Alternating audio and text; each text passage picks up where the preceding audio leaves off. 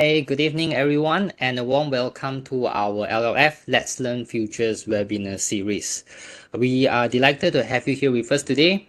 And before we get started, please confirm that you can hear my voice clearly by typing yes or share an emoticon in the chat box below so that I know you are able to hear my voice clearly. All right, great. Thank you very much. Now, our topic for today is effective risk management in trading through position sizing.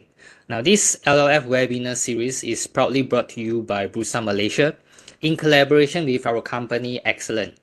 I'm Siwai Sao. I will be the moderator for today's webinar session. We are delighted to have Jose Blasco with us today to share with us this informative session about how you can effectively manage risk in trading. When it comes to risk management, I know that there are lots of strategies and methods to manage your risk in trading, right? I understand that most traders only use probably one method only to manage your risk, which is the cut loss method. So which is why today our topic for today will be sharing with you another approach of how you can manage your trading risk effectively using position sizing, where Jose will elaborate on this topic in greater details. I noticed that there are more people here just enter this webinar room.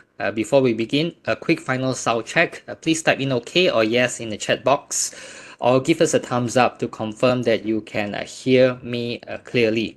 And if needed, you can adjust your volume settings to ensure optimal sound quality. To ensure you can enjoy the smoothest and highest quality video experience on your site, I highly suggest that you turn off your video camera during the session, as this will help ensure that everyone can enjoy uninterrupted webinar session and have an optimal learning experience. Our session for today will be divided into two parts. The first part will be presented by Jose. Following that, we will be opening up for a Q&A session where you can ask any questions related to today's webinar topic. And to ensure we can address your questions, you can follow these two steps. First, you can submit your question in the Q&A section below and send them to all co-hosts. And this will allow me to directly capture your questions easily. And please note that due to the volume of messages in the chat box, it may be challenging for me to spot your questions right away if you don't submit your question into the Q&A box. So along the way, if you have any question, you can type your question in the Q&A box. As this LLF Let's Learn Futures webinar series is brought to you by Bursa Malaysia, we have upcoming exciting topics and more to come. So each and every Tuesday, we will be having this LLF webinar series. We will have three topics that will be conducted in three languages, English, Malay, and Mandarin. Our panel of speakers will be sharing with you insightful knowledge and practical strategies related to futures trading. There are still more content-packed and informative topics lining up, and we will be adding these to our list accordingly. So if you are interested in any topic and want to improve your knowledge and skills on futures trading, you can scan this QR code, register yourself, and make sure to add it into your calendar so you don't miss any of the sessions.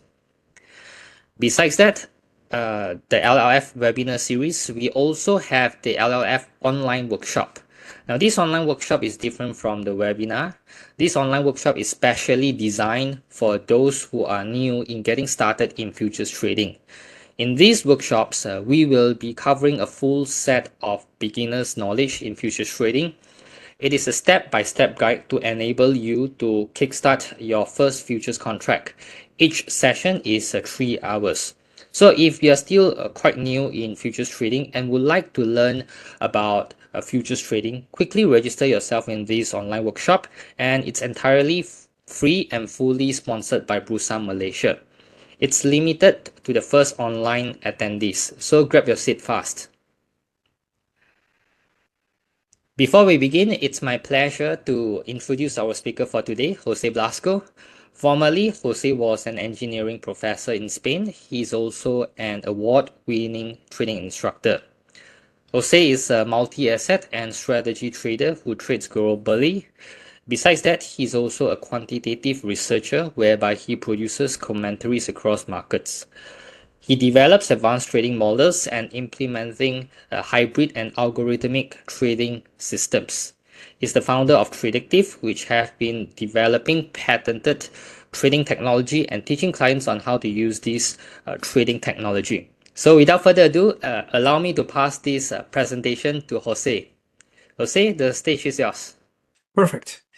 Okay, well, I was saying thank you very much, CY. It is indeed a pleasure for me to be conducting the session with everyone today. We are all passionate about the markets, but there is something in the market which is important. Actually, it's critical for us to manage, which is risk, right? So today's session hopefully will be an eye-opener session. Today's session is one of those sessions that, we need to really focus, okay? Because every time we execute a trade, there is risk involved, and therefore any help in managing that risk more efficiently has a direct translation into either more safety or more performance or more efficiency. Therefore, today's topic is quite critical. Okay, so I welcome everyone to be typing questions, etc. So that way, as the session progresses and as we get to the end, if there is anything that was not answered throughout the session, we can then work on that. So you are all equipped with what you need to do a great job trading the financial markets. In this case, products from Bursa Malaysia, which is the ones that we'll be exploring today as well. Okay. So let's begin. First, quick disclaimer here. Of course, everything that we do is for educational purposes, while the techniques and everything that we're going to discuss is definitely coming from the real world type of application for traders. In the end, we are conducting an educational session, and you will see on the slides there are some examples. They are designed for educational purposes. Having said that, later on, I do plan to move and utilize real-time charts as well, depending on the duration of the session, where we would be then able to apply what we learn in the lecture part a little bit more actively as we are looking at real-time charts, okay? So be ready for that, and of course, counting on you with focus and asking questions and being engaged during the session, in case I am the one who may have a question for you. So I'd love to see those responses on the chat box, okay? The agenda for today will be to talk about understanding risk exposure first, okay? Everybody uses the word risk, everybody uses the word exposure, but, let's be more precise. From there, we need to define what is our desired risk. That is very individual. Each trader may have a different level of risk aversion. Each trader may have a different account size. So what is the desired risk? It's going to be a very important conversation to have. We'll dive deep into that. And from there, we'll talk about this desired risk either applied to per trade or per portfolio when we run multiple trades in parallel.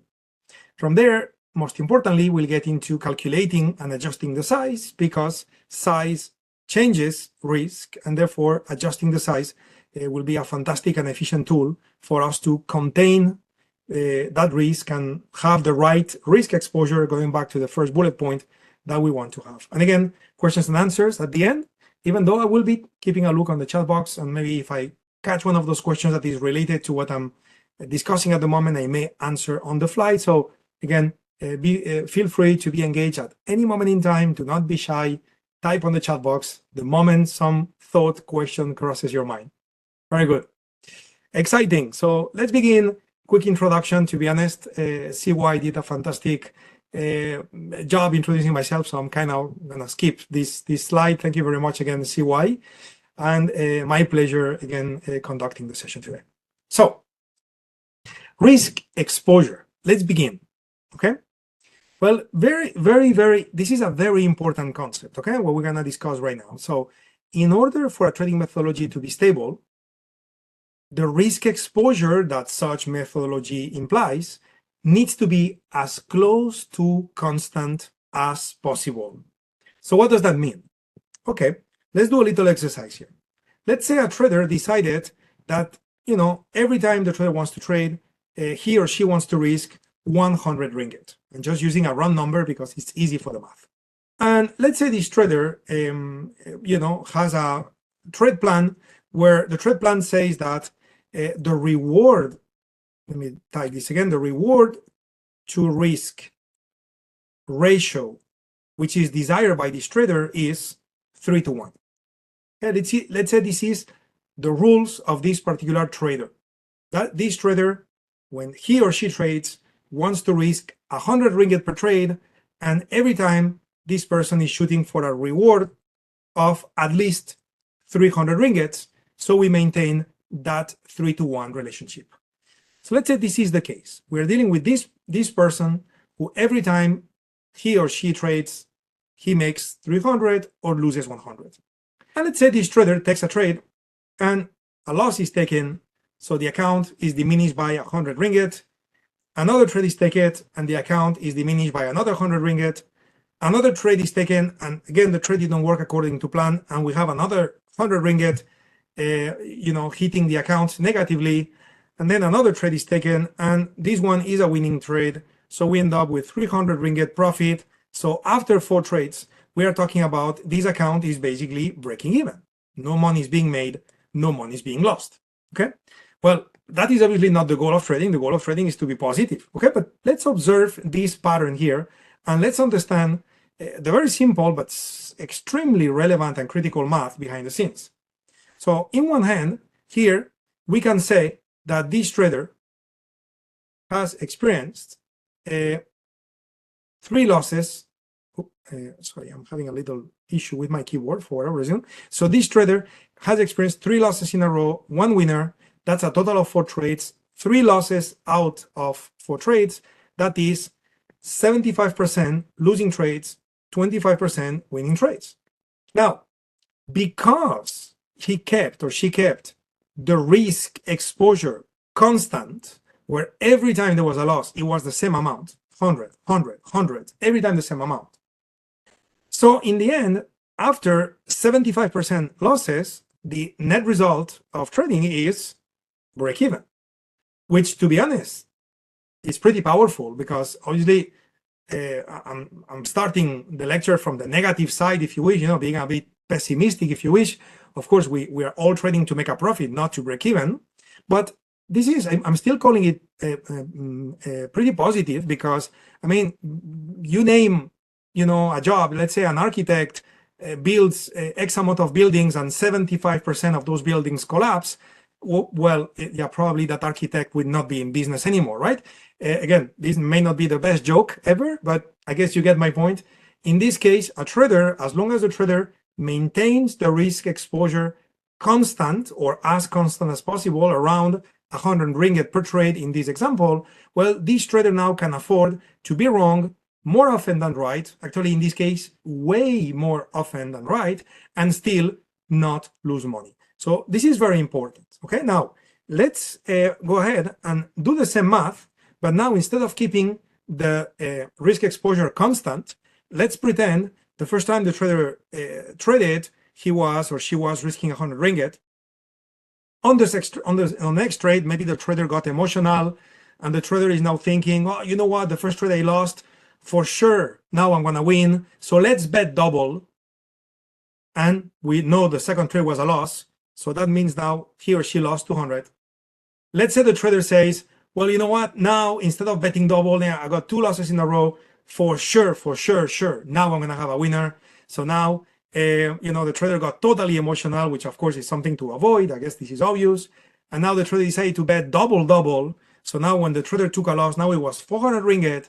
And now when it's time to take the next trade, probably the trader is now thinking, oh my God, you know what, something's happening. Maybe the market is not in the right condition. So you know what, the next trade, I'm gonna bet half of what I normally bet.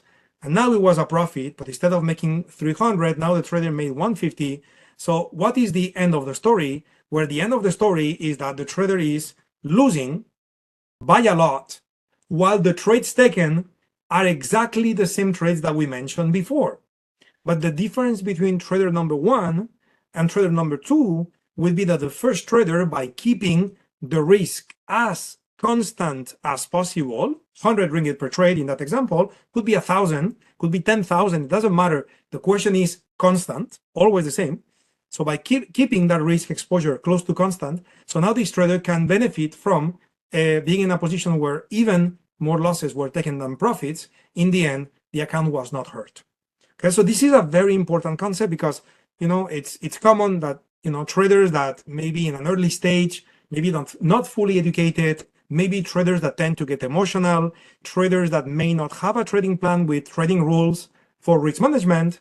So now those traders, every time they trade, they go with 1 contract or 10 contracts, or they randomly decide about the risk exposure, right? So first concept in today's lesson, extremely important, I would say for the rest of our lives as traders, okay, this is how important this is that it does have a very, very good benefit to keep the risk constant as possible when we trade.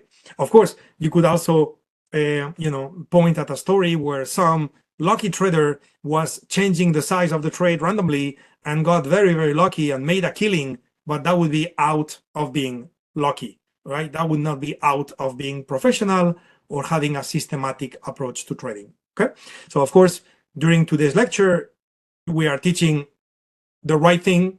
What is the right thing professionally to keep the risk as constant as possible? Okay, so to repeat myself with different words, too much variability would tend to produce random results. The risk value for any trade would come from the size of the trade and the distance between the entry and the stop. What does that mean? Well, when trader number 1 decided to risk 100 ringgits in that trade, right? That trader decided to risk 100 ringgit. Maybe this could have done by trading a market where the entry price, E for entry, was, just to keep it simple, I'm just going to use prices without thinking of the point values in futures. So let's say the trader was buying at 1,000, and let's say the stop loss was located at 900. Well, because the distance between 900 and 1,000 is 100, so by using 1 contract, okay, right? So 1 contract times 100 would produce this 100 ringgit loss, okay? And I am ignoring point values because, of course, that would be 100 points, which is more than 100 ringgit, but just to keep the math simple. Now, let's say instead of these values, we were talking about entry located at 1,000 and stop loss located at 950. So now we have 50 is the distance. Okay, the distance between the entry and stop is 50. So now this trader, if he or she wants to risk 100 ringgit, this trader can go and use 2 contracts because 2 times 50 equals 100. Again, I'm counting points like points are ringgits, which is not like that, as we know. We will look at complete examples a little later in following slides. But hopefully I made my point that number 1, the risk has to be kept as constant as possible. We don't want variability because that leads to random results. How do we control the risk to make it constant? We control the risk by varying the size, okay?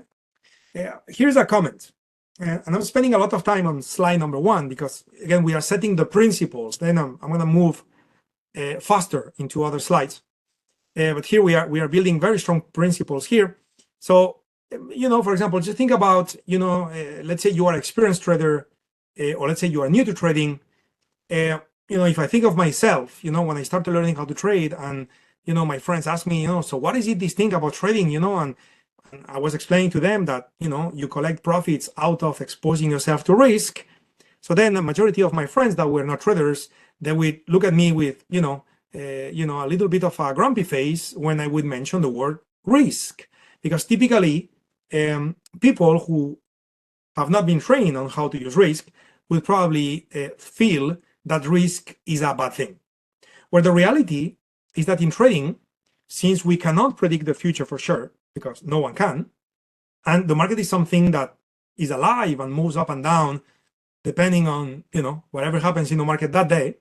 So the reality is that risk is a fantastic thing to be exposed to, because not only risk leads to potential for profits, but on top of that, because we are the ones who decide about the size and size leads to different levels of risk.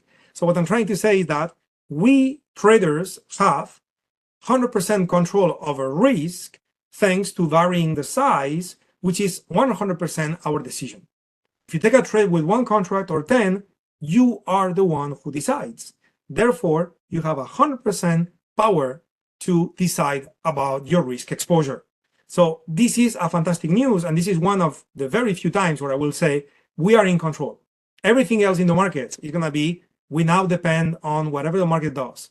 But when it comes to deciding about your size and therefore your risk exposure, that is all coming down to your trading plan, your sets of rules, and you decide 100%. So this is a fantastic news, isn't it?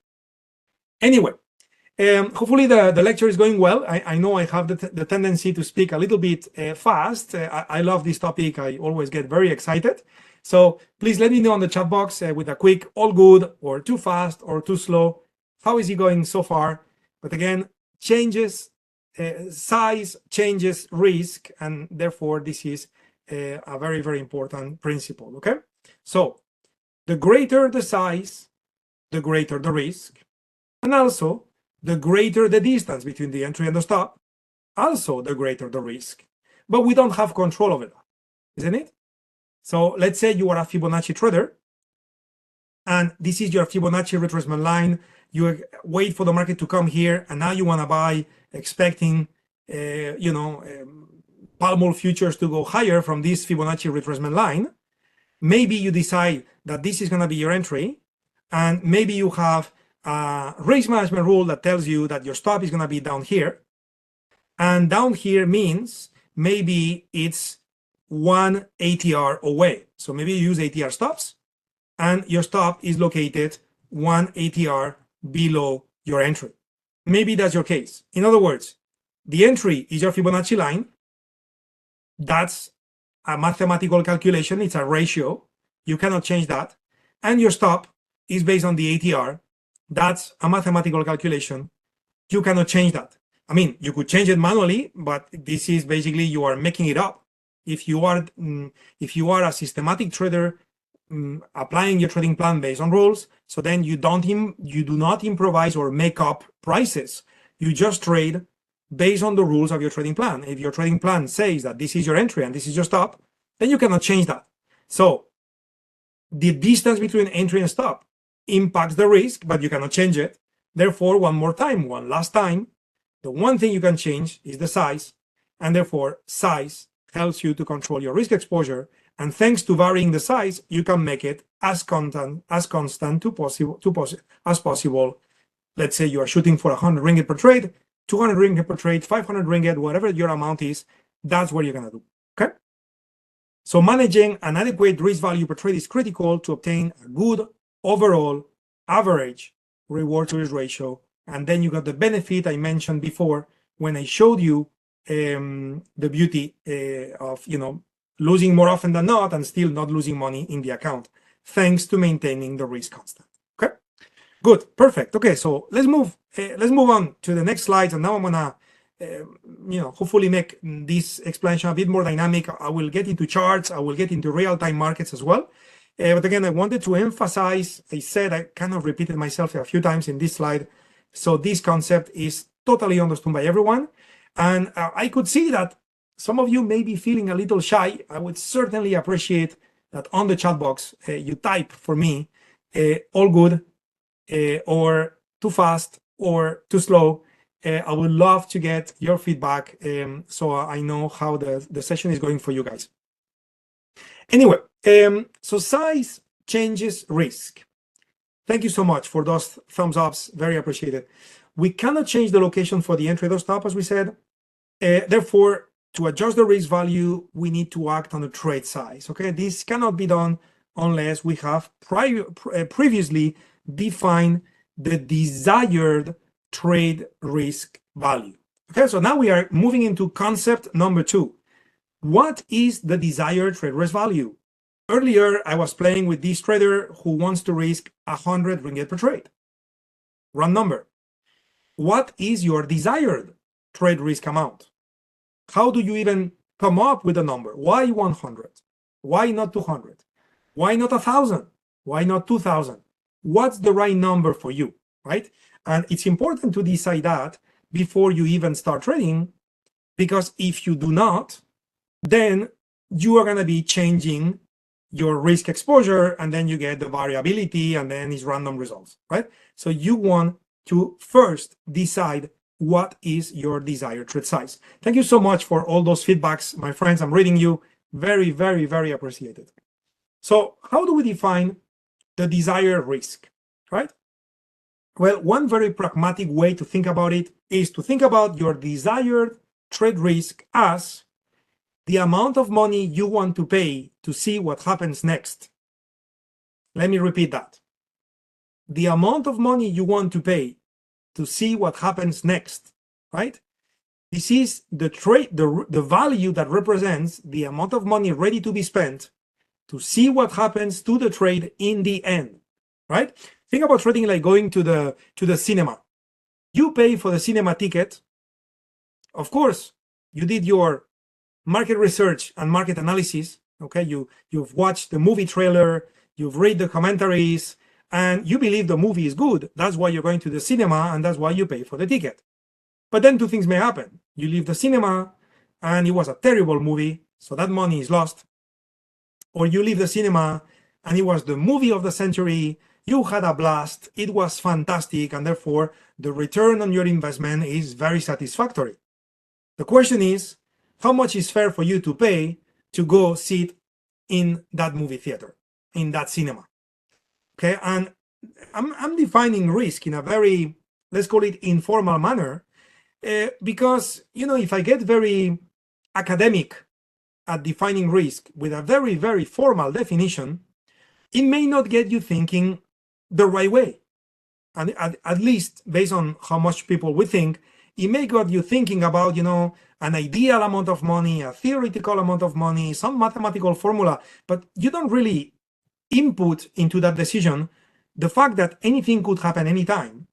And if your expectation was not set to be that way, you may get very upset about the results of your trading. Maybe you read a book that said, you know, maybe the author of that book mentioned that he or she risks 500 per trade, and therefore when you started trading, because you read that book and you appreciated the author, then you started risking 500. And the question is, maybe 500 is the right number for you, maybe it's not. So I would like to add this personal approach to thinking about what is your desired risk, which in this case is to think about it like you went to the movies. Why? Because when you go to the cinema, really anything could happen. It could be a great movie or terrible. Even if you saw the trailer and it was good, I mean, I'm sure it happened to everyone, right? That you saw a great trailer and then you went to watch the movie and it was terrible, or the opposite, right? The trailer was terrible, but maybe your spouse kind of like motivated you to go watch the movie, and then it was actually great and you didn't expect it, right? So again, there is always this random possibility in the marketplace, and therefore you don't want to have a decision that is too connected with you're going to be right. I want you to connect the decision about the desired amount that you're willing to risk to anything could happen anytime. That way there is no disappointment. Okay? So just a thought, and this is coming from someone, in my case, where, you know, my background is engineering. So you could imagine that I'm a little bit of a perfectionist in many aspects of my life. And I was indeed very much of a perfectionist in the beginning of my trading career. And that's not useful. Even though it has benefits to be a perfectionist, it also has a great, downside when it comes to being disappointed by the market at times. And then there is an impact on trading emotions that may lead to further problems. So instead of being perfectionist, if you were to assume and understand from the beginning that anything could happen anytime, and trading is like going to watch a movie in the cinema, even though, of course, it's much more serious, but at the same time, you want to have this very relaxed mindset. So then you may have a better decision about your desired risk. Okay? So think about this concept for now. Let me dive deeper.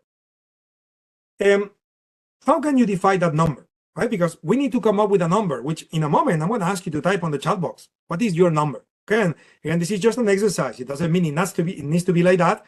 And of course, it's a bit personal. So if you feel like not sharing, it's okay too. But I think it would be great for the group that everybody shares on the chat box. Okay, so this number could be depending on your trading personality. Maybe you are very conservative and you're like, you know what, 100 ringgit is too much for me. Maybe you are not conservative at all and you're like, you know what, at least 1,000, less than 1,000 is nothing to me. Again, there is no right or wrong. Okay, it depends on many aspects. Your personality, maybe, again, I'm getting a little bit into trading psychology here, but maybe you were born in a family where there were limited resources, and that makes you very conservative with capital, with money, because money has meaning to you in a specific manner, and you want to take it easy, and there is nothing wrong with that. Or maybe you were born in a family, or maybe you've been running businesses for a while, and you look at risk, like cost of doing business, and to you that's nothing, and you go for a more generous figure. Again, there is no right or wrong. What's important is that your desired risk is in line with you. So when you trade, you feel at peace. You don't feel like in a situation where, oh my God, I'm risking too much in this trade, right? So that's gonna trigger trading emotions, and we don't want that. So that would be the first case. Second case, unexperienced. Maybe you are skilled, you have been trading for a few years, and therefore, you go for a higher exposure, and you're okay with that because you are confident of your abilities, etc., where maybe you are newer to trading, and in this sense, you want to take it easy in your early stages because you are kind of like, just like when you are riding a bicycle with those, little wheels in the back, right? So nothing wrong with that. It's important that you are in line with you. Maybe based on prior results. So maybe you learn a methodology, you backtested the methodology, and you had an expectation for the results of the methodology.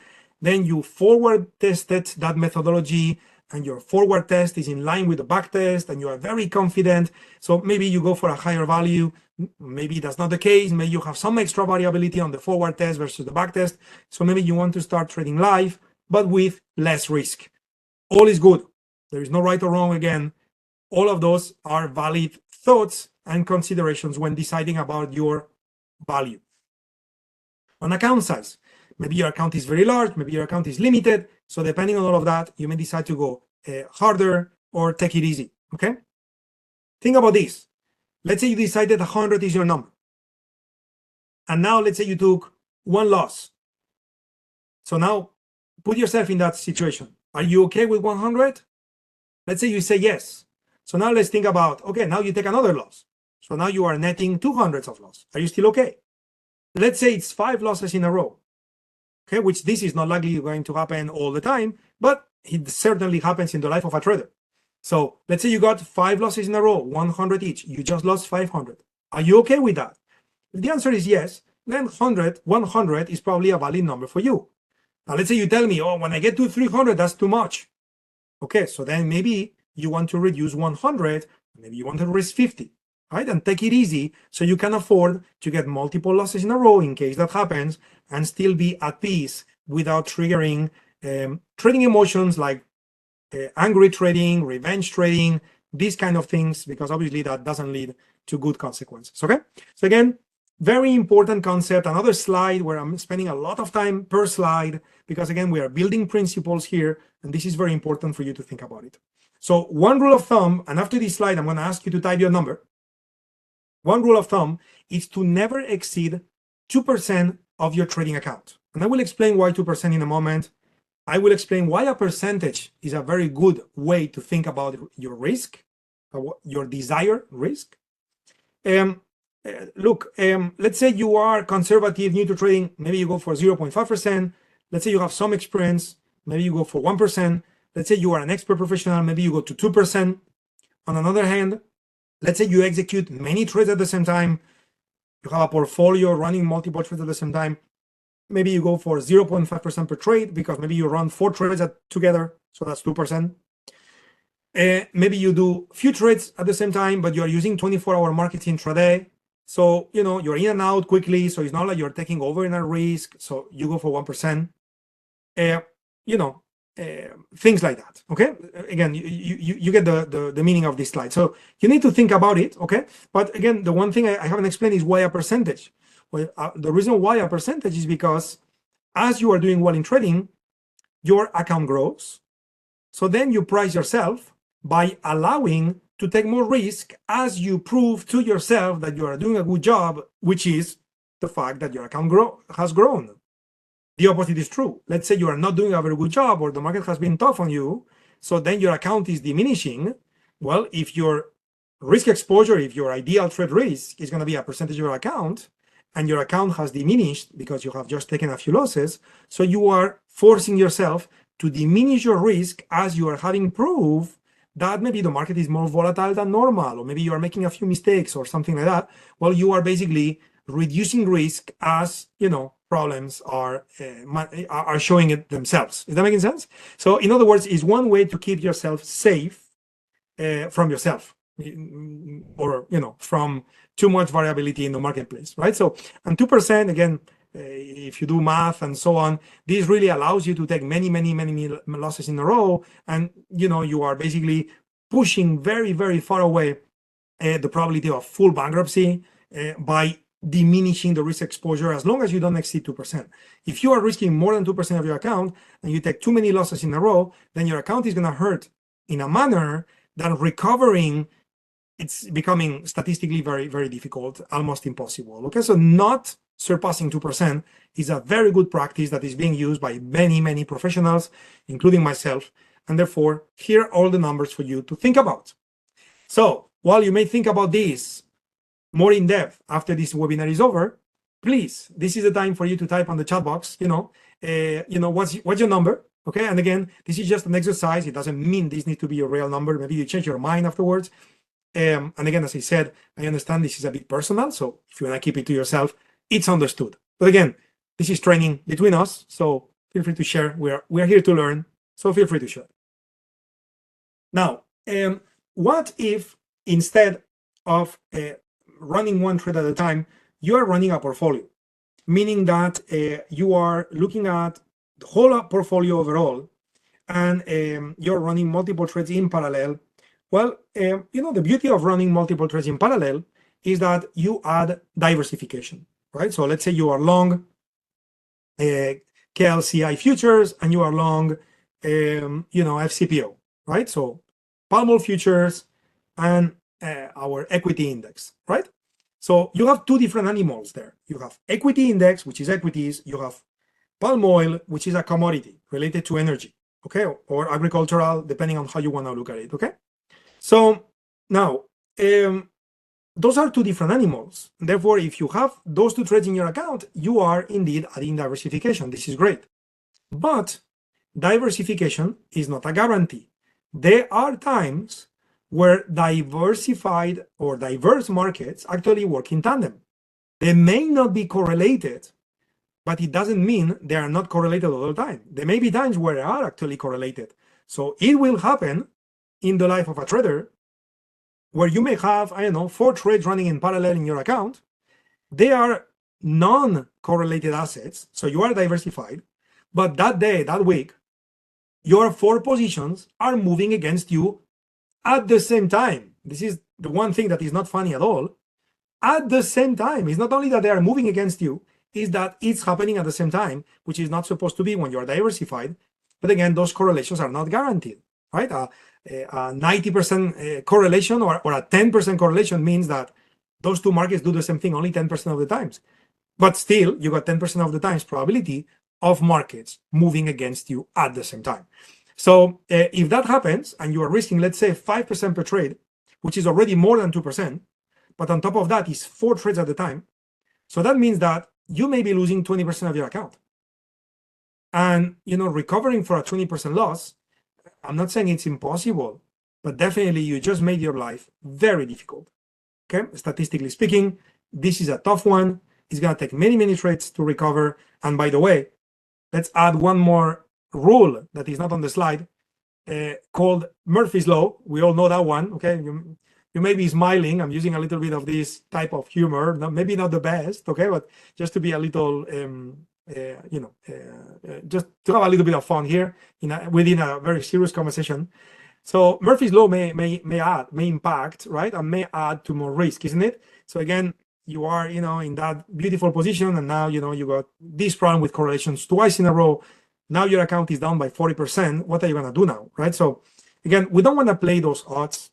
You never want to see yourself in a position like that. I mean, and why would you do that? Okay. One thing is the trader is not educated. One thing is a trader who did not attend this webinar. But if you know about this, so why would you do that? Is that making sense? So 6% is a very healthy number as well, just because of what we mentioned earlier. Statistically speaking, when you count on diversification and the probability of recovering an account, when you do not surpass 6%, there are studies that have been made. Is a very common practice amongst professionals, and it's something to keep in mind. So let's say you trade 3 assets at a time, and you're risking 2% per asset. That's 6%. Go for 8. Okay, that would be your maximum, but that, based on what we are teaching today, that would be something that is in line with common practice in the industry. I'm not saying that this is a recommendation, this is your trading plan and this is your decision, but it's a common practice in the industry. So I guess it's a good reference for you to think about this. Okay. And thank you so much, by the way, by sharing all those figures on the chat box. I see some of you are going for above 2%. I think it would be a healthy exercise that if you have backtested your methodologies, maybe you take your methodologies, you take the backtest results from your methodologies, you apply 2% risk, and then you apply 5% risk, and then you see what's best, because you may get a surprise. Okay, again, 5% risk. When risk kicks in, it's painful. Okay, so you may want to think about that. But again, I'm no one to do a recommendation. This is definitely not the role of this webinar. As we said at the beginning, this is for education purposes, but definitely knowing that the industry has this view. So I guess it's a good reference, and hence my suggestion to backtest your methodology with 5%, as you mentioned, 2.5%, as you mentioned, but also backtest with 1%, 1.5, 2%, and see the differences, because you may be surprised. Okay, good. Yes, I like that comment, Chongjin Zhang. Very, very nice one. Very good. So let's continue here. So how do we calculate the size? Remember, size changes risk. We wanted to keep it constant. We have decided we're going to risk 100% per trade, 1% per trade, whatever we decided. So I'm going to adjust my risk thanks to the size. How do I do that? Well, we need a formula. Okay. And you may say, oh my God, Jose, you just killed me. I hate math. No problem. This formula is the simplest formula ever. I need to put it on the screen because I know some of you may appreciate math. So here you have it. But let me explain it with examples for the ones of you that do not like math, so everybody will be happy. Okay. So in this formula, we have the following ingredients. Ingredient number 1, you need to know your account balance. How large is your account? You have 20K in your account, you have 50K in your account, 5K, 10K, what's your number? Okay, because we said that you're gonna define your risk as a percentage. So what is your desired risk as a percentage? Okay, so maybe you have an account which is 20K, and you decided that you're gonna use a risk appetite of 1%. Okay, so 1% of 20K is gonna be 200 ringgit per trade. That would be your desired risk amount. Okay, so we need those 2 ingredients. What else do we need? We need to measure the distance between entry and stop. I'm going to call it ES. Okay, it's a number that goes there in the formula. Okay, we're going to see that with chart examples in a moment. Is the distance between the entry and the stop. If you buy at 100 and the stop is 900, as I was saying earlier, that's your distance. Then we need to talk about the minimum fluctuation. This has to do with contract specifications. But the minimum fluctuation of each futures contract is different. You have the contract specifications on the Bursa Malaysia website.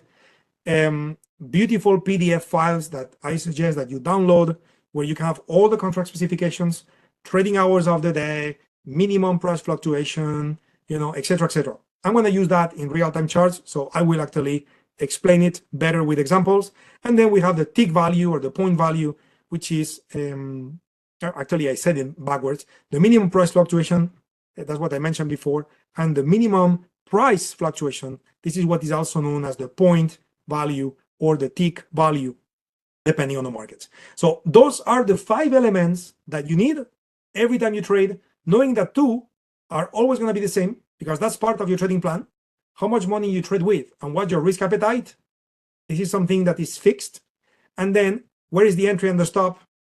That is going to be based on today's trade. Every trade will be different, but also the minimum price fluctuation and the minimum price fluctuation and the minimum multiplier value, that is also fixed. So in other words, out of 5 components, 4 are fixed and only 1 changes. So I need to give you the formula like that, so you have it for the ones of you who like math, but at the same time, this is very simple. For example, let's say you are trading KLCI futures. Okay, the symbol is FKLCI. In a moment, I will look at examples. So here is real-time FKLCI. I am using TradingView here. Notice the symbol FKLCI, 1 exclamation mark. That would be on TradingView. KLI, sorry, not CI. KLI, 1 exclamation mark. That's the symbol. Okay. On TradingView, of course, each platform will have a different symbol. But here's the chart. And let's say you plan a trade on that market. Your account size is 50K. You want to reach 1%, which is 500 ringgit. Let's say that's you. Just an example. It doesn't need to be you, but let's say that's you. Your trade plan says your entry is 1528. Your stop is 1523.5. So the distance between entry and stop is 4.5 points. We know, based on contract specification, that the minimum price fluctuation is 0.5. So every point on KLCI futures is 2 ticks. You got 0.5, 1, 0.5, 1, 0.5, 1. So it moves in ticks 0.5 at a time, and 2 ticks, 0.5 plus 0.5 equal 1 point. And we know that each tick is 25 ringgit. All of this is contract specifications. Well, if that's the case, and you are taking this trade, and your stop is 23.5, and your entry is 28, and you want to reach no more than 500 ringgit, how many contracts should you buy? Because size changes risk. How many contracts should you buy? The answer is 2. How did you come up with that number? Well, you apply the formula. 50K times 1%, that's 500 ringgit, divided by 4.5, which is the distance between entry to the stop. Multiply 25 divided by 0.5. That's going to give you 2.222. Now, of course, you cannot trade 2.2 futures contracts. You can trade 1, 2, or 3. So the nearest number is 2, and we always round down as traders to limit the risk. You don't want to round up because now you increase risk. We always want to manage risk. So we round down. So from 2, 2, 2, 2, you go for 2 contracts, and then you would go to your trading platform and place an order to buy 2 contracts at the price of 1528 with a stop located at 1523.5. That would be the trade, and this is how you would guarantee not losing more than 500 ringgit per trade, unless you got slippage on the stop out, which you maybe slip by half a point or something like that. KLCI futures and Palm futures are very liquid markets, so you should be okay. But with extreme market conditions, you may get a little bit of slippage, and therefore, you may get a little bit of extra pain. Again, it's okay to risk a little more. It's okay to risk a little less, as long as we keep it as constant as possible, as said on slide 1. That's why it doesn't say constant. As constant as possible. Okay? Very good. Now, let's say we are doing FCPO. So FCPO, if I change symbol, looks like that. Okay, this is FCPO. The symbol, the ticker symbol on TradingView, which I'm using here, is FCPO 1 exclamation mark. Okay, again, each platform is different, but this is how it is in TradingView, in case you want to mimic what I'm doing here myself. And let's pretend case number 2. Let's say the trader has a little bit more funds, 100K, still risking 1%. That's 1,000 ringgit per trade. Again, sorry about that. It doesn't need to be you. Let's say it's you. Give me a second, everyone. Sorry about that. Let's say your entry after you did your trade analysis is 38.05 and your stop is 37.81. So you're risking 24 points. And the minimum price fluctuation based on contract specifications is 1. Palm oil moves up or down 1 point at a time. There is no 0.5, it's 1 point at a time. You probably know this. In case you didn't know, now you know. In case you want to get it documented, go to Bursa Malaysia website, download the PDFs that they have. They're beautiful, where all of this is well documented. And then you also know, based on contract specifications, one more time, that each point is 25 ringgit per point or per tick, which in this case, a tick and a point is the same because it moves one at a time. So the quick question is, okay, so if the maximum amount of risk is 1,000 ringgit, how many contracts should I trade? And the answer is, apply the same formula. You got 100K times 1% divided by 24 points, which is the distance between entry and stop, times 25 divided by 1, which is the point value divided by the tick size. Okay, that is 1.666. And we always round down. So this trader would trade one contract. Okay, one contract. Very good question, Parath, on how to decide entry and stop loss. I'm going to do some demonstrations now, so I will show you how I do it myself. But the bottom line is that this has to do with your trading methodology, which is not what we are covering today. So today I am assuming that everyone has a trading methodology and you have a way on how to decide when to buy and when to sell, when to get in and when to get out. And once you know when to get in and when to get out, now today we are talking about how many contracts, so I can keep my risk as constant as possible. Okay, that's what we are doing today. In any case, I'm about to explain how I do it myself, so I will indeed answer your question with a demonstration. Okay, Parath? Good one. So, example number 1. Okay, let's go over 2 examples on the slides, and then I'll do hopefully another one example live. So example number 1 is with KLCI futures. Here I am using a 4-hour time frame. Okay, of course, if you are trading, you know that the higher the time frame, the more relaxed your trading style. The lower the time frame, you are an intraday trader, high speed intraday. So again, everybody is different. My example, I had to pick something, so I picked 4 hours. And as a trader, as CY mentioned in the introduction, I am a technology guy, so I use tech tools for my trading. In this case, I use AutoClimate and Auto UFOs above. Give me a moment, guys.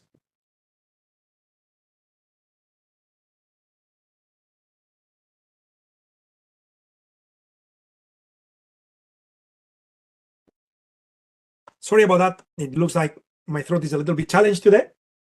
Sorry about that. So I use 2 tools, AutoClimate and Auto UFOs. You don't have to do that. There are many ways on how to trade. You can use yours, but just so you follow the example, with AutoClimate, I look at the climate, and the climate basically tells me time to be a buyer or time to be a seller. Okay. So in this case, I see blue, so I know I want to be a buyer. Now the next question is, okay, I know I want to be a buyer. What price? What price do I want to buy at? And what price do I want to sell at? And what if I'm right? And what if I'm wrong? And of course, the topic for today, how many contracts? Okay? Entry, target, stop, size. Those are the key components of a trade, right? Today we are talking about size, but to discuss the size, you also need the entry, the stop, and the profit, right? Well, in this case, to define the prices, I use Auto UFO. Auto UFO, basically, it's for entries and exits. And in this case, when price comes to the green, we call these UFOs, which stands for, just so you follow me, it stands for on-field orders. Okay. And again, you don't need to use these technologies. Okay, you may be using Fibonacci's, you may be using support and resistance, you may be using Bollinger Bands, you may be using your MACDs, you name it.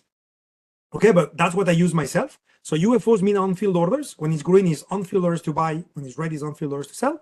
So when KLCI futures come into the green, I expect it to bounce higher. And when it comes into the red, I expect it to bounce lower. Right? Now, because the climate is blue, I don't care about this thing going lower. Okay, but I do care about catching the up move, because that is supposed to be higher probability given the fact that it's blue. I am in an uptrend. and not climate. So I want this one. So in other words, this is going to be my entry. Okay, this is for you, Parath. This is going to be my entry, which is 1536.5. Okay, in the middle of those UFOs. Now, when it gets to the red, I'm expecting it to fall. So I want to get out before it falls. So my profit is going to be that 1547.5. Okay, so I enter at 36.5. If I'm right, I exit at 47.5. Now, what if I'm wrong? Okay, what if I'm wrong? Okay, what if I'm wrong? Well, I'm going to get out at 31. Why? Because 31 is below 31.5. So in other words, I just told you, let me delete all the drawing. I just told you that my expectation based on my trading plan, what I'm expecting the market to do, and I want to expose myself to this potential for profit by managing my risk. My expectation is price will come to the green and bounces. But what if price comes to the green, stops a little there, and then keeps going lower? Well, then I was wrong. Where am I proven wrong? Below the green box, the box ends at 31.5, so my stop is 31.0. This is the rationale for my plan, which I explain at the speed of the light because this is not the topic for today. And also, there are many ways on how to trade. I'm just exposing you a little bit to what I do myself. But again, the size calculation that we are discussing today apply to all trading styles and even all trading assets. Okay, if you're trading stocks in Bursa Malaysia, that applies to you too. Okay, so anyway, so if I buy at 36.5 and my stop is 31 and my target is 47.5, so I'm risking that amount in exchange to make that amount, which if you do the math, this is a 2-to-1. Okay, so I'm risking half of what I'm gonna make if I'm right. I'm gonna lose double. I'm gonna lose half of what I'm gonna make if I'm wrong. Okay, that's what I'm planning to do. Now, knowing that from 36.5 to 31, I got 5.5 points of risk. Okay, I have 5.5 points of risk. That's my ES, my distance between entry to stop. So what am I gonna do? Okay, let's pretend my account size is 88,888, and let's say I want to risk 1%. Okay, I'm just improvising those figures. So how do you calculate the size? The size would be 3 contracts. How did I do that? I got my 88,888 times 1%. That's the risk. That's my desired risk amount. And I divide that by the distance between entry to stop, which is 5.5. And then I add the values of the contract, which is in this case KLCI futures. That gives me 3.23. And because we run down, so me, the trader, we take this trade with 3 contracts maximum. So if I lose, I will lose equal or less than 1% of 88,888. Okay, we learned through repetition. So let's go through another example, and please type your questions in the Q&A.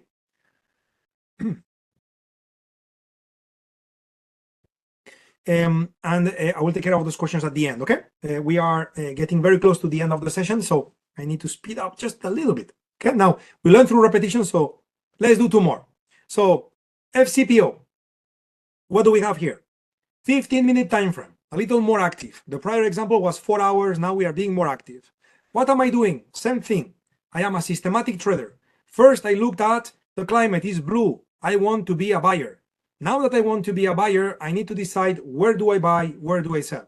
So I use Auto UFOs to find my entry price being 51, because again, my expectation is if this comes here, it will bounce and go up. And when it comes to the red, it will go down. So I want this below to be my entry, and I want this above to be my target. And in case I'm wrong, below that UFO, I'm gonna have a stop loss in case I'm wrong. Okay, so this, if you look at it on the chart, we got 51, so this is my entry. In case I'm wrong, I got 34. Why 34? Because this is 35, so below 34, the white space, which is where I am proving wrong, is 34. So I want my stop there. I'll be happy to be stopped out there because that proves me wrong. And when I'm wrong, I'm going to get out immediately. I'm going to give it one tick of wiggle room and then I'm out. There's no need for me to hope, please come back, please come back. If I'm right, I'm right. If I'm wrong, I'm wrong. That's it. Mechanical, discipline. If I'm right, when it gets to 25, I also want to take my profits because when it gets to 25, very likely it will bounce on the opposite direction based on my methodology. So I want to get out before this happens. If that was to be my trade, that's a 4-to-1. I am risking 4 times less than what I'm about to make. That is 5.5 points. The difference between 51. Oh, you know what? I just made a mistake here. This is, sorry for the typo, guys. This is 17 points. I have it correctly here, but it was a typo on the upper part of the slides. Apologies, my friends. So we buy at 51 and we place a stop at 34. That is 17 points of risk times 25 ringgit per tick. That is 2.09. That is my size, which I round down, and now this becomes 2 contracts.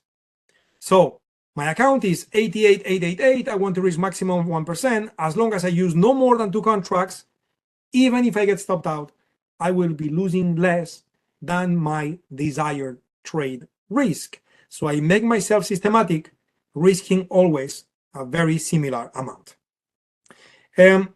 Before questions, I want to do one last example using real-time markets. Let's do 4-hour time frame with FCPO, for example. So here is FCPO. This is real time now. What do we have? Blue dot. So I want to be a buyer, right? I want to be a buyer. What do I need? I need FCPO to come back down to my green. This is based on my methodology. Again, maybe you are not using my methodology, so forget about it. Maybe what you do is you are support and resistance guy, and you have drawn a line, where this high is or that high, and those are your supports. Again, here we go, and those are your supports. Okay, what was resistance becomes support multiple times, and this is where you want to buy. Okay, so maybe this is your entry if you are a support guy. In my case, I use UFOs. In this case, funnily and nicely, it coincides. But again, my point is that, again, today we're talking about size. I'm just using UFOs to illustrate an example of how you implement it, even though I assume that everybody in this group either has a methodology on how to trade or is learning one. Today's topic is about size. So my expectation is if it comes to the green, I want to buy. So my entry would be 72. And if it goes higher, when it gets to 39.80, I want to sell. And in case I'm wrong, if it goes below 38.30, I want to get out. So what are we dealing with? So let me do a little bit of text here. So we are dealing with take profit at 39.80. We are dealing with entry at 38.72, and we are dealing with stop loss at 38.29, which is 1 point below 38.30. Okay, so in other words, let me bring a calculator to the screen so you guys see the whole process, and I'm almost done here. CY and Tim and everyone, almost done. So 38.72 minus 38.29. So this trade is risking 43 points.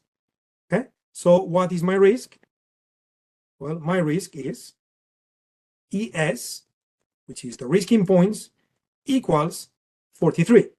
Okay, now in parallel, let's say I have an account size. I'm going to use round numbers just because it's easier. Let's say you have an account size which is 100K, and let's say you decided you want to risk 2% per trade. Okay, so this is 2,000 ringgit per trade. That's the most you want to risk. Okay, and again, I know this number is valid to some of you and not valid to some of you. Again, this is just an example, okay, because everybody's different in the room and have different capital to trade with or different intentions. And again, you get my point. But anyway, I want to risk 2,000, right? That's what I want to risk. And the trade has a risk of 43 points. And we know every one of those 43 points carries with it 25 ringgit of profit or loss. right? So in other words, each time I take this trade, if I'm wrong per contract, I'm going to lose 1,075 ringgit. I'm applying the formula. I'm just doing it differently to give you a different feel or a different explanation from a different angle. So look, I know the most I want to risk is 2,000, but I know that per trade, if wrong, I'm going to risk 1,075. So what's the maximum amount of contracts I can use? 1.86. So please, everybody, speed up the light. Type on the chat in the chat box how many contracts should I use in this trade if I was this trader not to surpass the maximum risk. What's the number? Do I round up to 2 or do I round down to 1? Everybody types. Wonderful. Good answers, everybody. Good job. Good job. Very good. Very nice. 1, because we always round down, because as traders, we're always looking to maintain, diminish the risk in case we get a little extra slippage, something. We never want to go up. We always go down. Anyway, fantastic. We are done with the lecture. Happy to take questions now. Hopefully the lecture was powerful, eye-opener. Hopefully it was useful to you all. Eager to taking a look at your questions. Thank you, Jose, for your informative sharing. I believe our audiences here have learned how to effectively manage trading risk through position sizing. So now it's time for our Q&A session. If you have any questions related to Jose's session, you can simply type your questions in the Q&A box. And remember to send your question to the Q&A box so that I can easily capture your question. While waiting for questions to come in, for those of you, if you don't have any questions, I would like to ask a small favor from you. I would like you to take a minute of your time to fill out this feedback form, since we have already provided you an informative session for today. So it takes you less than 1 minute to fill out this feedback form. You can find the link to the feedback form in the chat box, or simply you can use your smartphone to scan this QR code.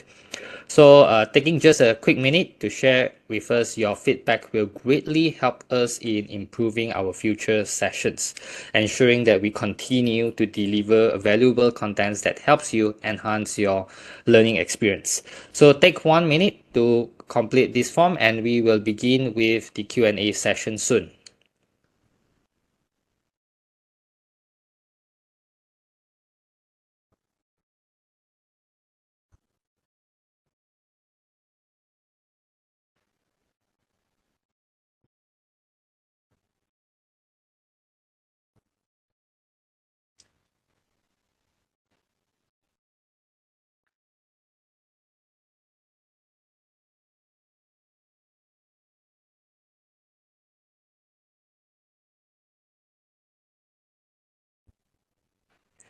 Another 30 seconds to go.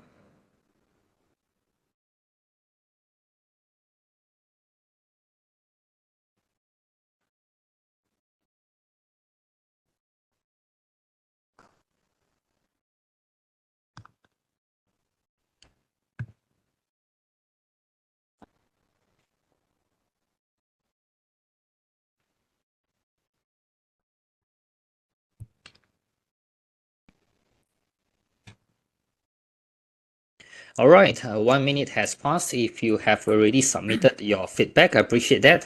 Thank you very much. Well, for those of you who haven't finished yet, you can continue to finish the feedback form. Now let's continue with the Q&A session, and to ensure we have enough time for all questions, I will be selecting the most relevant questions from the Q&A box, and I will also restructure some of your questions so that it is easily understandable for everyone. And please note that due to time constraints, we may not be able to answer all of your questions. So I see there are several questions here in the Q&A box. Now, Jose, let's start with quite a simple question, which I believe is a frequently asked question, is that what would be a good rule of thumb for a risk to reward ratio? Good, very, very good question indeed. I mean, it's always finding a balance, isn't it? Because obviously the lesser the reward to risk ratio, that means that your target is closer and your stop further out. So typically, if you have a poor reward to risk ratio, typically you should have a good win-loss ratio, meaning you should hit your targets often. But every time your money is little, right? Whereas if you were to have win-loss ratios of, reward to risk ratios of 10 to 1, 20 to 1, then on paper it looks fantastic. But then the reality is that to consistently hit targets 21 away, that's probably not going to happen. So you have a beautiful win-loss win when it happens, but many other trades are losses. So who makes more money? Well, yeah, the way to answer that question is we need to know the future. That's why I mentioned that trying to find a balance is a good way to go. So the way I prefer to do it is, of course, backtesting your methodologies. Some methodologies are more or less sensitive to catching large moves. Maybe you are a trend trader, and therefore it's easier to maximize reward to risk ratio because you catch longer moves. Maybe you are a counter trend trader, and therefore it's difficult to maximize the reward to risk ratio because you are trading against the trend. So you are only going to catch small moves by definition, which is the correction of the trend. So again, it depends on your methodologies and so on. Okay. And you need to look for balance, which the best way to do it is to backtest the methodology, get some samples, and from there, just play with the numbers to see, what provides more stability or consistency in the results. Having said all of that, I would say that definitely going under 1-to-1, well, it's definitely, I would say, way too optimistic, because that means that you need to be right extremely often to do okay. And also it's very problematic because if you take 5 losses in a row and your reward to risk ratio is 1-to-1, you now know you need to take 5 winners in a row just to break even, which may make you feel that, you better take a 1-week vacation, right? It's not very encouraging. So I would say that minimums of 2-to-1 or something like that is probably going to lead to happier trading styles. 3-to-1s, I would say, is quite ideal. And above 3-to-1, I would say it's starting to fall into the territory of hopeful, because markets are quite efficient these days with a lot of electronic trading, a lot of AI, and catching very, very significant moves is going to happen only now and then. So shooting for targets which are reasonably far but not that far is probably going to lead to more consistency. So summary: backtest your methodology and then play with the ratios to see what's ideal given your methodology. Trend trading, counter trend trading, different methodologies will have a different behavior. Second concept, summarizing it, is less than 1-to-1, you make your life very difficult. More than 3-to-1, you kind of also make your life difficult because it's difficult to keep catching targets which are very far all the time. So probably anywhere between 2 to 3-to-1 is where the sweet spot is, depending on your methodology. Okay, great. And I see there are several questions that is related to the calculation and the position sizing formula. So earlier on, you shared about the formula in calculating position sizing, whether that formula is applicable for calculating position sizing for trading stocks. Yes, indeed. Yes, it is applicable to trading stocks. The only difference between stock and futures is that in the case of stocks, one movement equals 1 ringgit, whereas in the case of futures, 1 point movement on FCPO equals 25 ringgit.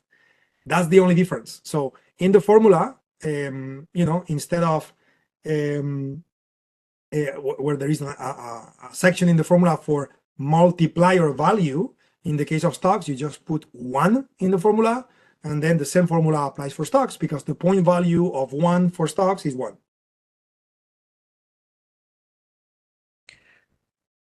All right. There are another question that is also related to the formula, where this participant asks is that it's another way of to reverse the position size. The question here is that whether we can switch between the E and S as well as risk to allow to manage our capital size. Yes. So again, in one hand, it depends on your methodology, and I'm not gonna give a straight no as an answer, because depending on the methodology, you may be able to do that. But at the same time, in general, if let's say your methodology tells you this should be your entry and this should be your stop, based on your methodology. Maybe this is a Fibonacci line or a support line or a UFO or whatever you use in trading, a Bollinger Band, and this is going to be your entry, and this is where your stop should go, and you decide to change the entry or you decide to move the stop. In a way, it kind of sounds wrong, isn't it? It's kind of like you are faking the methodology just so the math looks efficient to you and convenient, right? So you're tweaking the values so it looks good on paper. So I would say my initial reaction to that question would be, no, you don't want to change the entry and the stop just to make the math work because of that reason, because you're kind of tweaking it just so it works. Now, having said that, I do understand that some methodologies may have flexibility. You may have methodologies actually where you scale in. Maybe you have 1 or 2 or 3 entry price points where you keep, maybe you are trading KLCI futures and it comes here, you buy one contract, it goes deeper, you buy another contract, it goes deeper, you buy another contract. You're scaling in.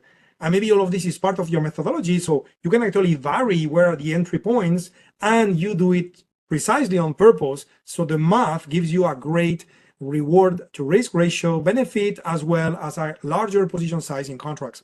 So initially I would say no, but you can get more sophisticated and it could be yes. Right, hopefully great. I was not confusing there. Okay, there's a question that is, I think, I believe it's a little bit related to early on you shared always adjusting position sizing based on percentage. So the question, it's a counter example, is that what would be your opinion whereby if we were to risking equal amount of, let's say, based on dollar value per trade, for example, always risking $100 per trade, from an initial account of 10,000. What is your opinion on that? Yes, definitely. This could be valid. If we go back to slide number 1, right? The concept was to keep the risk as constant as possible, right? I mean, in a perfect world, you do that percentage calculation, and every time you do a trade, you have that exact amount. But with futures, you trade full contracts, right? So we had cases where, we should have traded 2.2 contracts, and you cannot. You have to go for 2. Or 1.86 and you have to go for 1, right? So again, there will always be this, little bit of a divergence from what the perfect risk exposure is and the one that makes you as close to constant as possible. So because we have a little bit of wiggle room, you can use that wiggle room to do exactly what you have suggested. And there are multiple cases where this will make a lot of sense. For example, you don't want to make your life very difficult and calculate what is 1% of your account every time you trade. You don't. You do this once per week or once per month. So once per week, you look at your account and you're like, okay, for the rest of the week, I will risk 100 ringgit per trade because this is 1% of my account, right? Next week, you look at it again on Monday, for example, and let's say the account has grown a lot and you're like, you know what, this week I'm going to risk 150. And you keep that number fixed for the whole week. That makes sense. That would not be wrong. It would be almost as constant as possible, isn't it? So it makes sense. Another possibility that comes to my mind is for traders who are trading for the very short term. And maybe you are just working on your account for the whole month. And at the end of the month, whatever profits you made are withdrawn from the account, meaning that you send yourself a paycheck every month from your trading results. So then what happens that, you grow the account, you grow the account, you grow the account, you grow the account, and at the end of the month, it goes back to where it was, right? So in this case, even though your account is growing, it doesn't really make sense that every time you trade, you bet more because, at the end of the month, you're going to go back to where you were at the beginning because that's your protocol, that's your routine. So then that trader for the rest of his life or her life would be risking the same amount per trade. Could be 100 ringgit, 1,000 ringgit, whatever that is. That number would be fixed every time you trade, it would be a fixed amount, but somehow, because you bring the account back to the origin at the end of the month, in a way, you are indeed following that philosophy of keeping the risk as constant as possible. So all those scenarios come to my mind, and therefore the answer to your question is yes, indeed. What you did mention, it does make sense. Right. There's a question that is related to trading strategy. So, in applying position sizing, how do we decide where to entry, where to set our stop loss or even exit? Yes. So this is 100% related to the trading methodology of the trader. Okay, and of course, if we were to talk about trading methodologies, then we need to have a collection of webinars for that, because there are many ways on how to trade which are right. Okay, many. You may be a trader who trades momentum. You may be a trader who trades FIPS. You may be a trader who trades, breakouts. You may be a trader who trades technical analysis, chart patterns. Many ways on how to trade. All of those various techniques would have a definition of what constitutes a valid entry, a valid target, and a valid stop position. All those trading techniques should have an answer to those three questions: entry, stop, and target.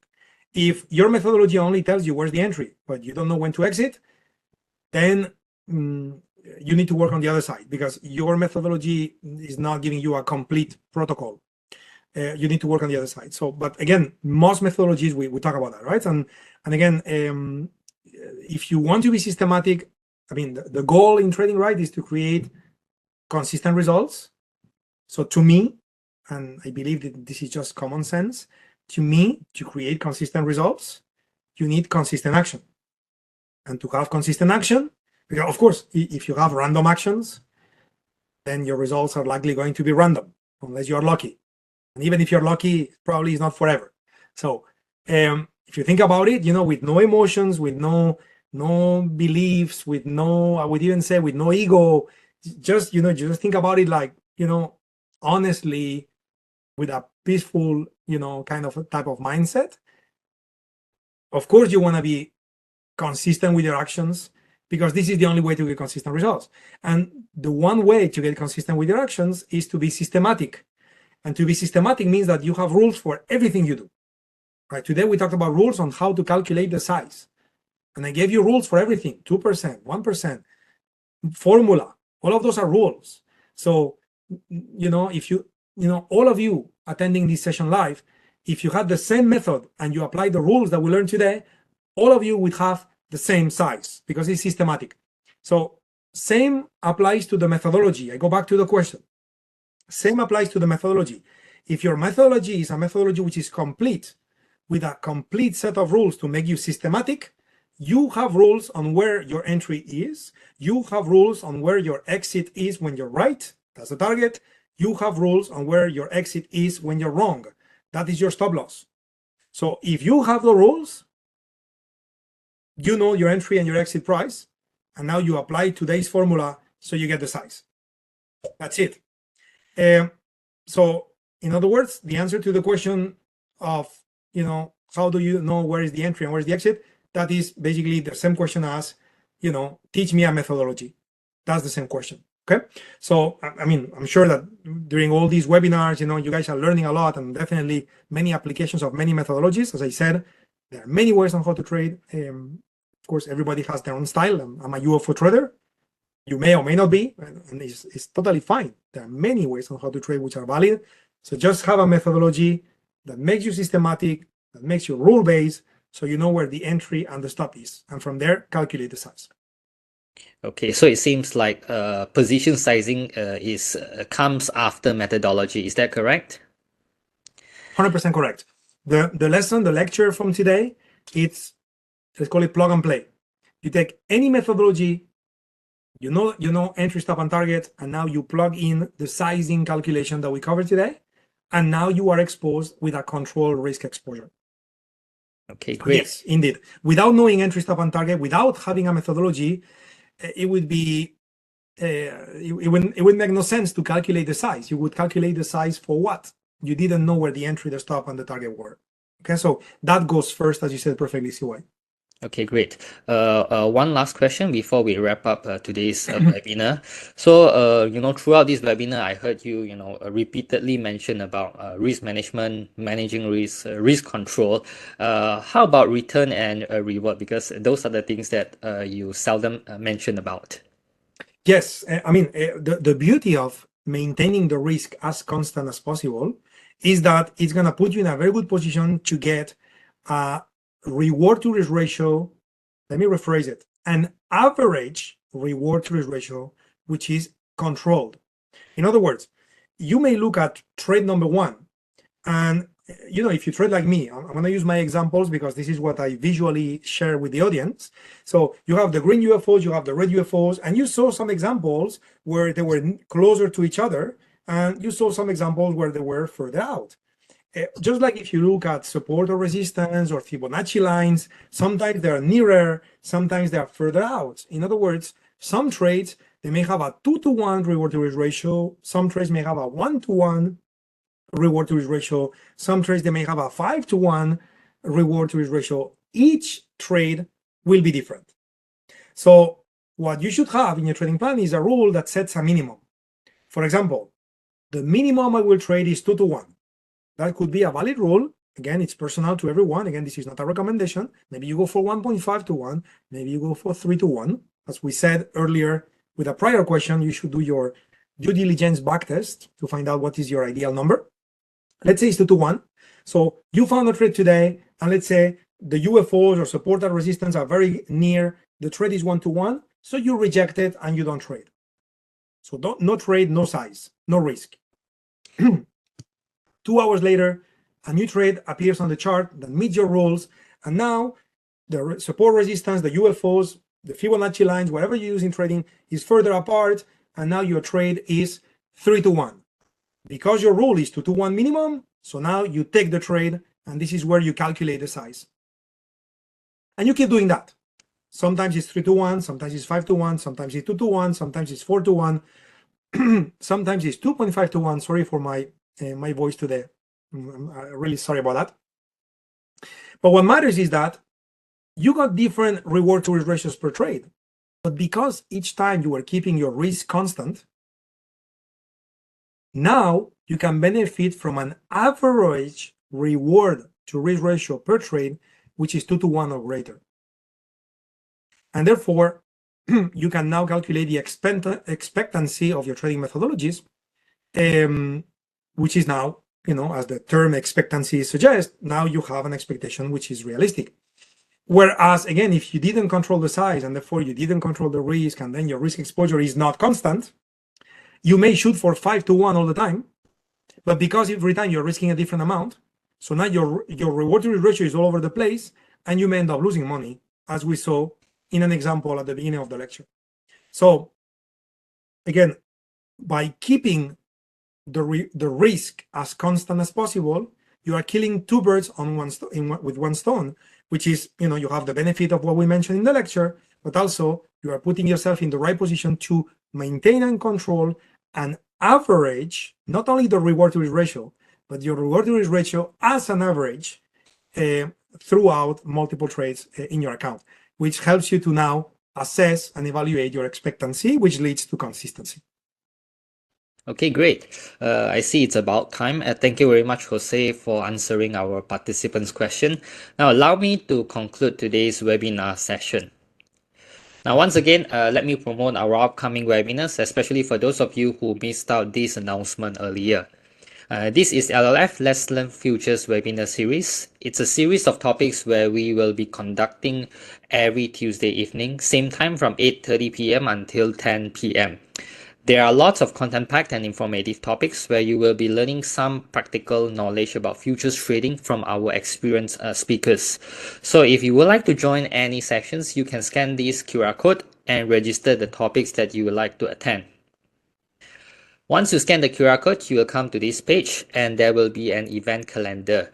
So if you would like to join the upcoming sessions, you can find the LLF webinar topics on Tuesday column. You can click on it and register yourself accordingly. Besides that, we also have the LLF online workshop. Now, this online workshop is different from the webinar. It's specially designed for those of you who are new in the futures market. So if you have interest about the futures market and would like to learn about futures trading in detail, then this online workshop is definitely right for you. You can pick up your phone and take a picture or even screenshot this page and register yourself later this webinar ends. You can share this event with your friends and family who would like to learn futures trading, because in this online workshop, we will be guiding you step by step how to kickstart to trade your first futures contract. Each and every session will be limited to the first 50 online attendees. So remember to register yourself in both workshops and book yourself a seat. Again, once you scan the QR code, you can come to this page and there will be an event calendar. You can find the online workshop on the Saturday column. There is a website in Bursa Malaysia called Bursa Marketplace where you can find a derivatives trading simulator. You can do paper trading and familiarize yourself how to use a futures trading platform. You can register yourself for a risk-free trading experience. So give it a try, test it out so that you can learn and begin to develop interest in futures trading. Last but not least, before we end this webinar session, let me introduce you to this Bursa Academy. This Bursa Academy is a comprehensive one-stop e-learning platform where you can get all the information and knowledge about stocks, futures, and any other products that you can trade in Bursa Malaysia. You can scan the QR code on your right here, or you can Google search Bursa Academy. Make sure you are able to find this correct web link, and you can access to Bursa Academy for more information. Alright, this comes to the end of our webinar session for today. Thank you, Jose, for sharing an informative session with us. And to all of you who just joined us today, thank you for your participation, and we hope you find this webinar both informative and valuable. And I believe you have learned lots of informative knowledge about how to use position sizing as a risk management tool to effectively manage your trading risk. So with that, I'm CY. We are going to signing off now. Enjoy the rest of your day. Good night, goodbye, and until next time. Thank you, Bye. everyone. Bye bye.